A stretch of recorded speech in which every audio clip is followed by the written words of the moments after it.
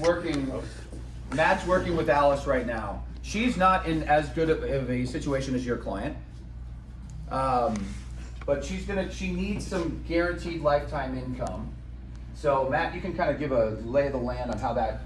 Yeah, we're doing business over in Bakersfield. Chris and I went to go visit Alice Mendez. Her husband passed from complications of Agent Orange back in October. And we were trying to get her the DIC claim that she would be entitled to. Lo and behold, she forgetful, something of that nature, never told us till the BSOs actually told me, hey, I know why you're submitting stuff. She applied for this back in November after he passed and started getting paid in December for the DIC. So all that paperwork, all the time, me driving down to Bakersfield, absolutely for nothing. But she had money over into stock market and everything else. She was already losing stuff. So I met with her and her daughter. I made sure that her daughter was over there. Alex and I stopped over at her house, talked to them, and Kristen was over there as well. Talked to them about everything. The daughter's the dean of the college out there. Hard to get a meeting with her. Yeah. Going over everything, saying, hey, this is how much you lost. Here's how we can protect your assets. You're gonna be 74 years old. I wanna make sure you're good for the rest of your life. Trying to explain everything to people, they don't grasp the concept of everything and anything. Unfortunately, I don't know if it was her daughter whispering in your ear saying, oh, I don't think this is good because it's annuity, like you said. So she was like, oh, I don't like this.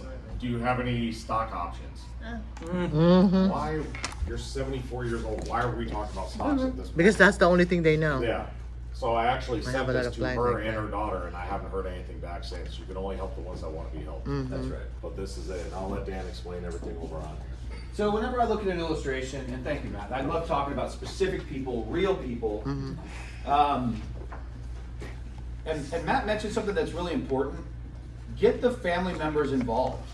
Have them sit down with them so that they don't come back and say, oh, no, you should have put your money in Edward Jones where they're going to charge you a ton of fees. You know, they don't come back and say it's a bad idea because it's an annuity. Involve the family, involve the beneficiaries.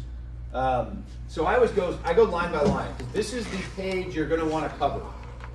So this is Alice Mendez. She's 74 years old. She lives in California. She's got $68,000. She's got $68,000. The contract year is pretty self-explanatory. It goes from 1 to 20 on this page. It continues on the next page. This is how old Alice is. At 74 years old, here, she's going to put $68,000 into an accelerator. Okay. All right? Oops. 85 years old. 85. She's going to put $68,000. So the reason that this column here, Listen, she's gonna. you can add money to this product.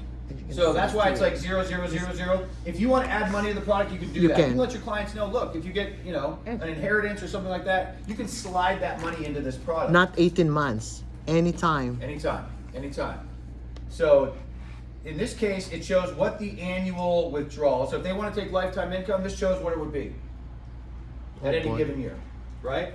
This is the account value. Remember, there's a 5% bonus on this product, so that 68,000 is going to turn into 72. Plus, it had a good year. The first year was an 11% return. It's got a guaranteed minimum value. A lot of times they ask about what this guaranteed minimum value is. You're going to get this a lot, okay? This is a short The one. funny thing is, this value has never come into play. I've been doing this 20 years, and it's the column that most people talk about the most. But it's This is if all hell breaks loose. There will literally be roving bands of bandits on horseback. If the market goes down, the market has never gone down more than 3 years in a row. I'm not saying it's not going to happen, but this is in case that happens. You're not going to worry about that. You're going to worry about what kind of vegetables you have in your garden at that point. Because it's just all hell's broke loose. So people spend a lot of time on this. I just let them know, look, I know it's scary, but this is never come into play in 20 years that I've been doing this. That's if the market goes down every single year, and that's if they raise the fee to as high as you could possibly have it. The surrender value is a value that you should look at, because if she were to take her money out right away, after 1 year, for example, she'd barely get her money back in this example. because surrender charges apply. You can't offer a product like this with no downside risk without the duration aspect of that, which is, in this case, 10 years. They need the money for 10 years to do these amazing things for you. So the surrender value is important because that's what they would get if they said, look, I need my money back, things happen, I need all of my money back next year. The surrender charges will apply. There goes your commission. This performance, oh yeah, you should know, if they take all their money out within the first year, then there will be a chargeback of your commission. So in this case, if they were to pull all the money out in the first year, you'd get charged back. The performance multiplier. This is basically saying there's a 5% increase every single year on the income rider. This has been raised now as of today to 7.5%. That's nice. 7.5% is the minimum that you can get each year on your income account. So Alice Mendez can be confident that as long as she waits, she'll get 7.5, 7.5, 7.5, plus the gains in the contract. The Accelerator is an extraordinary product. So this, just picture 7.5% rather than 5%, that just changed today. Then 7.5% of what? 7.5% of the initial premium, which was, in this case, $68,000. So it'd be like a $5,000 minimum, plus you get whatever the gains are. And then next year it will be 7.5% of what? 7.5 all the way down. Of the current value? Great question. Of the accumulated value. Okay. So whatever it grows to. So there's compounding on top of that. This is the income base. If she wants to trigger income, then you know that it's going to grow by at least 5%, and that's what that shows. The withdrawal percentage is the other number that's really important.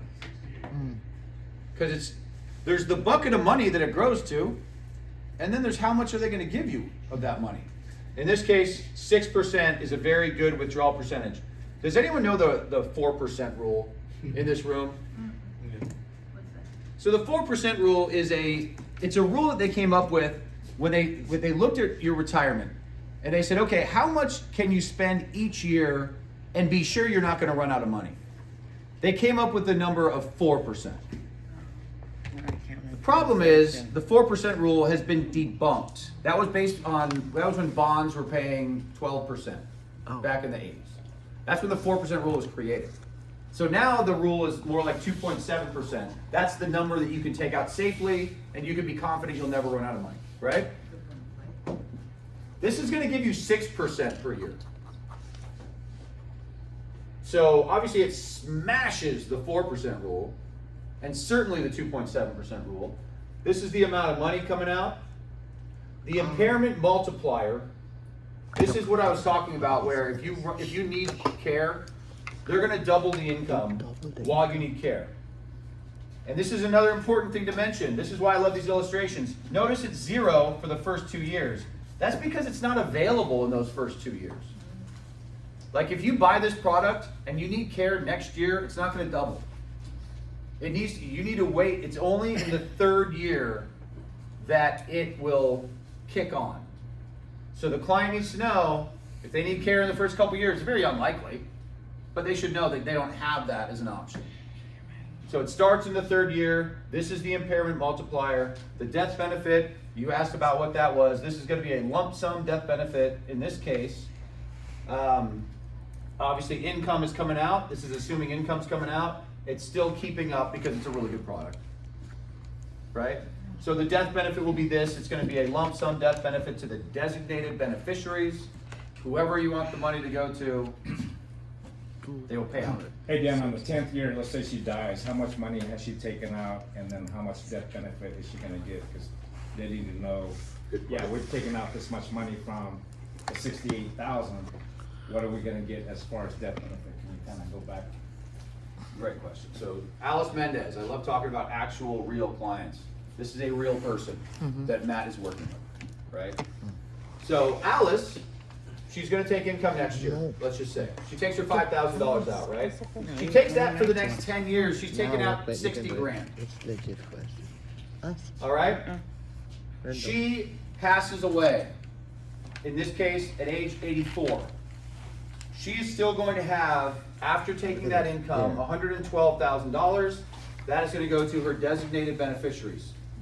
So this is a real-time example of she took the income for 10 years, she took out 55,000 or whatever it is, passes away. Alice's kids, in this case, her daughter who doesn't want her to buy this product, would receive a check for $112,000 from Fidelity and Guarantee, in this example.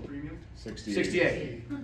And that's after taking out 55,000. This That's is taking out this is 55. a product that Tia, like when we're down in Palm Springs, that she was saying about double down, get your Yeah, double down. then double again, right. Then, So, The 55,000 was her monthly income? that's her monthly income. You can Got it. take it monthly, you can take it quarterly. Got it. You can take it annually. Most people, I'm gonna take mine monthly, because that's what I'm used to. Yeah. That'll I keep wanna me from be- getting into trouble. Yeah. yeah, You know? yeah. Like, if you give I me have a lot of 50 clients grand like at the that. They beginning don't of want the too year, much, too big. I'm gonna run out by September, you know? Hey, But Dan, we did that one Not on funny. 550 illustration last night, right? On that lady? Yes. And you got CC'd on the email. I don't know if you, I haven't seen it yet. okay. Yeah, that was a pretty darn good illustration. Yeah. So, I should say that I think these illustrations are a little bit optimistic. And I knock them down by 25%, and I still love them. You're talking about a product with no downside risk. To have this kind of upside potential is, it's incredible. Products are better on the annuity side than they have been my entire career, and it's because interest rates are so high. Again, bad for mortgages, good for us. That's for you. Yeah, but they want the Performance Pro as well. You don't want it. I do. That was the accelerator, right? Yeah. That's the accelerator. I like showing the accelerator because it has all those different columns. The Performance Pro is a Ferrari. It just wants to go as fast as it can. Get every dollar that goes into the Performance Pro goes into the yield. They're just trying to get the yield. They do have a little income rider in the background, but it's not designed for that. It's really designed to get the highest yield possible in a safe manner. So this is F&G's website. When you get appointed with these companies, you'll actually have access to all their stuff that's over on there. Still, I'd rather talk with Nora about getting in kind of illustration stuff, but if you want to see just on the fly on your own, you can go here, start a new case, input all these things. The person's name, put how much it is, what kind of product you want, and it's gonna pretty much pop up the illustration for you. You have access to all this stuff at your fingertips. For the forms and stuff like that, you can do online applications for any of these products. Everything's over in there. It makes it a lot easier, and you can email these to people and have them do a digital signature if need be with that. It just kind of helps you out to learn how to do each and every website. So this is actually a good time to talk about this. So there's online applications. Somebody asked about that. There are paper applications. Our industry is pushing as hard as they can for the online app of course. because it's cheaper for them. Easier. It's Easier. easier for them. They don't have to hire as many people to deal To with decipher paper apps. your thing. You do what you want to do. Don't let them bully you into, hey, everything's online now. If you want to do online, great. It's there. But I know some people that write a lot of business Old prefer a paper application, and there's some seniors that They don't like that. They don't like They don't it. like Yeah. e-cig. What's e-cig? I think I'm in that boat. I need something. Something You know? tangible. Tangible. I need something in front Oh of my me. God, Like we're reading a book. old. Yes. Gotta hold that book. Gotta hold it. Yes. You know? Absolutely. I was the guy when Kindles came out. I'm like, I'm Imaginary. not doing this. I need a book. A real one, real. So I got then, both. Yes. the Performance Pro is for younger, active, Still working. the still working people, and the accelerator is for the If it's for the already a retired. lump sum. Generally, the answer to that is yes. But we are simplifying things because, like, some people don't need lifetime income. You'll talk to people that have, like, if you have $5 million, you don't need a guaranteed lifetime income. Yeah, it's But, guaranteed. but you need the Performance Pro for a good portion of that to make sure it's safe. You know, but you might not. So it doesn't matter how much you have. Like, I talk to people with $20 million. They still want to know. They're like, look, I'd like to put 1.5 million and just know that it doesn't matter what happens. I'm gonna have $100,000 for the rest of my life coming out. Every month, I'm gonna get a check for $9,000 or whatever it is. And I know that I don't have to worry about that. It's still got all the rest of their money, but they still like the lifetime income. We've lived our lives getting a paycheck, right? So that's, people want to be comfortable with that. The last thing I'd like to talk about is what does the insurance company do with the money? You're gonna get this question from clients. They're gonna say, well, how can they do that? How can they offer this big bonus? How can they guarantee me lifetime income? So let's take Alice Mendez, for example. She's got $68,000 that she wants to turn into lifetime income. She sends that money to Fidelity and Guarantee. They're gonna take that $68,000 and they're going to use probably 52 of it, and they're gonna buy high yield bonds. Because they know it doesn't matter what happens, at the end of this 10-year period, if Alice says, I want my money back, they need to make sure that they can give her her money back. So they buy a high yield bond from their portfolio, and they're buying in the billions of dollars with a B. So they're getting numbers that we can't get on the open market. So they're buying bonds, they're making sure that if Alice decides, hey, I just want all my money back, they can give it back, right? And then they've got another 15 grand, and they generally buy options. And some people don't want to, some clients don't want to get into all this, but if they do, options, put simply, are the way that they cover the increases in the market. So they know the bond portfolio, come hell or high water, that she can get her money back. And then with the rest of the money, in this case, $15,000, they're going to buy options.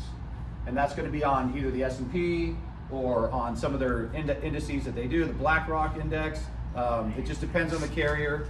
But they're going to buy options so that they know if the market goes up 7%, then they can give them that 7%. That's how the money is allocated. And then they've got administration costs, which are about 1%. So that is annuities. I think I've talked enough, but I would love to answer any questions that y'all have. What about taxes? So, Sorry. No, I'm glad you asked. So the question is, what about taxes? You can always fall back on you are not a CPA, you're not a tax professional, it's not your job to talk about the taxation of this stuff. This guy's name is Alan Roman. He is a tax attorney, and he will answer any of those questions for you. Got it. I don't have the paper. But speaking very generally, Get me one of those, thank you. I got it. You have one? I don't have it. Thank speaking you, very thank you. generally, annuities are, if it's qualified money, that means 401k. If you roll over someone's 401k, it'll be taxed as it comes out. Tax. As it comes out, it'll be When you taxed as withdraw. ordinary income. If So it's when you non-qualified money, if it's already been taxed, then you'll just be taxed on the gains.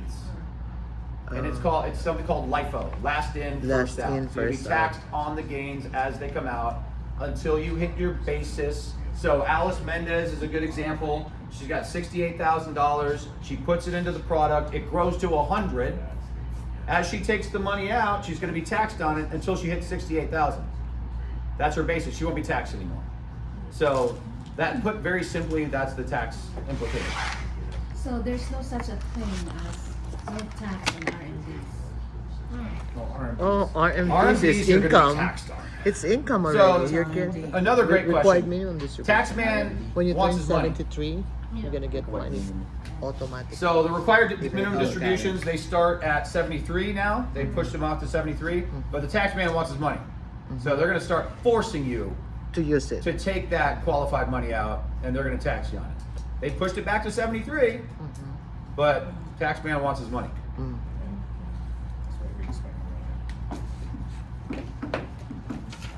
In that illustration, it's not showing when the RMD might be. So we need to click a button. Yeah, we have an illustration on that lady. Then ask a question Anyways, and raise it because you might. when you know. call Nora, or you do the illustration, you tell them it's qualified. Very nice. There's an automatic at 73 that shows the R&Ds. Oh, okay. Yeah. Somewhat automatic, but you have to tell them because the way required minimum distributions work, is if let's say I have $1 million, right? I've got 500,000 in the F&G product, and I've got 500,000 in the 401k. Do you want me to? They don't care where it comes from. No. They just want to know that they get their 4% or 5% or whatever it is out. So I can take it all from the 401k, or I can take it all from. So just let us know if you want to show RMDs. We'll click that button. It'll automatically come, have RMDs coming out. We also have a RMD calculator Wait. with the True Choice. Yeah. Okay. So they'll Okay. give you that calculator, you put the amount of money that they have qualified, their age, and it'll calculate the RMD for you. But we cannot go, because I have access to FG. I cannot do it on the You illustration. can. Yeah, you can do it. Yeah, there's a button. Just like show RMDs. Oh, awesome. Yeah. She has a Okay, question. This is Shot. me. She's This Jan. is me. I'm Jan. I retired, kind of forced retirement at 57 from LA County. Okay. Half my money went to her, half my money went somewhere else. And Not to me, but to audience. well, to Allianz. Sure. So